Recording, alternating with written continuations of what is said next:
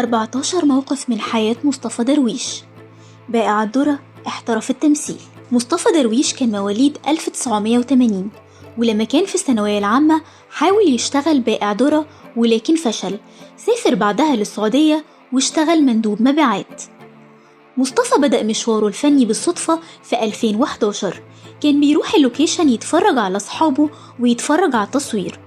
عرض عليه المخرج خالد يوسف دور ضابط في فيلم كف القمر، ومصطفى قبل الدور كهواية وإنه يسيب حاجة حلوة لولاده، وما كانش في دماغه إنه يكمل كممثل. شارك في أكتر من 30 عمل، من أشهرهم دور فتحي في مسلسل ب100 وش. كان له نصيب كبير في رمضان 2023، وظهر في أكتر من مسلسل، من ضمنهم كامل العدد وسر الباتع.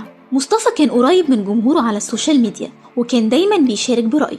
أعلن مصطفى درويش على السوشيال ميديا تنازله عن اسمه الفني لما اعترض الفنان مصطفى درويش نجم الكاميرا الخفية على تشابه الأسماء، وقال: يا جماعة أنا اسمي مصطفى حسين درويش، والأستاذ أحق بالاسم مني. كتب مصطفى على صفحته على فيسبوك إنه أنا مش بشرب الخمرة ولا بحضن حد، ومش رايح مهرجان الجونة، وبعض الفنانين زعلوا منه. أنا ما أقبلش أبدا أكون أداة للحرب ضد ديني، ولو التمن هيكون إيه آسف جدا، وبعتذر لفريق العمل، مش هكمل في القرف ده. مصطفى درويش كان صاحب مبدأ، وانسحب من فيلم الملحد، وقطع كل برامج إبراهيم عيسى لما أنكر حادث الإسراء والمعراج.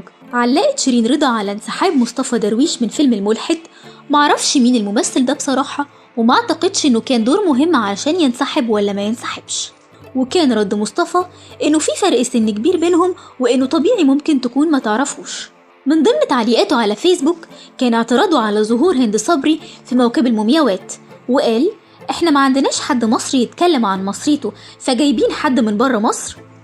ولكن اعتذر بعدها للفنانة هند صبري، واعترف انه اخطأ في حقها. وعلى لسان ايمان العاصي: سألته لو يحب يشارك في اطعام، قال لي طبعا هجيلك، ورحت على المكان لقيت كذا عربية مليانة وجبات كتير أكتر من عدد الناس. أمني أمانة إن كل ما نعمل كده نكلمه. كتب الدكتور محمد الباز على صفحته إنه كان حاسس إن مصطفى درويش ابن موت، وإنه قال له: حاسس إني مش هطول. مصطفى كان عنده مطعم كبير ومحترم. قرر إن أي حد على قد حاله أو مش معاه فلوس خالص وعايز ياكل يروح المطعم بتاعه وياكل ببلاش خالص، أي كمية وأي عدد وفي أي وقت. مصطفى درويش كان حريص على فعل الخير في الخفاء. كان بيشارك في إطعام الصائمين وشراء الأدوية. في العيد السابق اشترى لبس العيد لأيتام وصمم إنهم يختاروا بنفسهم.